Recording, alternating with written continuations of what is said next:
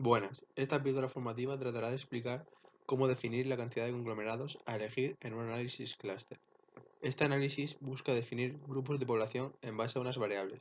Estos grupos tendrán individuos internamente muy parecidos entre sí según estas variables, y de igual forma los grupos serán distintos entre ellos. Ahora bien, para ello hay que comenzar realizando el procedimiento de método jerárquico, ya que este comienza con tantos grupos como individuos y a partir de ahí los agrupa. Para agrupar estos individuos se realiza la técnica WAR, calculando la media de las variables de cada conglomerado y después el cuadrado de la distancia euclidiana de las medias de cada conglomerado. Normalmente cuando se utiliza el método jerárquico es porque no se sabe cuántos conglomerados existen. Sin embargo, si se tiene cierta idea de cuántos pueden existir, se puede realizar para confirmar antes de empezar a analizar las diferencias. El procedimiento es el siguiente. En este ejemplo buscamos saber si existen grupos según las motivaciones que llevan a las personas a ir de compras. Por tanto, en SPSS seleccionamos analizar, clasificar, clúster jerárquico. Introducimos las variables que van a diferenciar los grupos. Seleccionamos en gráfico el dendrograma y en método seleccionamos el método WAR.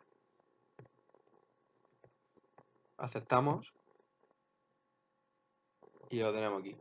Una vez aquí podemos observar el historial de conglomeración y ver el orden en el que los individuos van formando conglomerados. Por ejemplo, en este caso, los individuos 14 y 16 son los primeros en unirse y por tanto son los más parecidos. Finalmente, lo mejor es acudir al dendrograma donde podemos observar los grupos gráficamente. En este caso podemos observar como dos clústeres se unen a mucha distancia, por tanto podemos afirmar como mínimo hay dos. Posteriormente observamos que uno de ellos se separa también a alta distancia, por lo que de esta forma podemos deducir que existen tres clústeres diferentes, 1, 2 y 3. Si en este caso estos dos conglomerados se unieran aquí abajo, por ejemplo, podríamos decir que forman un solo clúster, pues se unen a muy baja distancia, pero al unirse tan alto podemos considerar que hay tres. Bien, una vez tenemos el número de clústeres seleccionado, vamos a realizar la técnica del procedimiento de K-media para analizar estos clústeres. Seleccionamos clasificar y clúster de K-medias. Introducimos de nuevo la misma variable.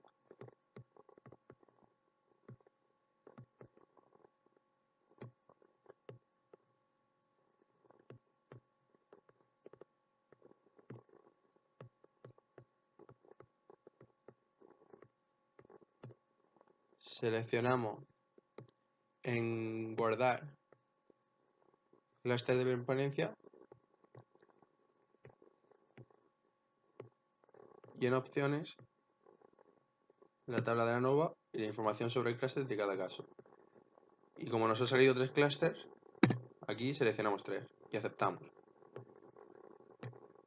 Por tanto, podemos observar como en el centro de clústeres iniciales, en esta primera, en cuanto a diversión, pesa más en el grupo 3. Por lo tanto, el clúster 3 serán personas que la motivación para ir a la compra sea diversión, comer fuera y comer fuera.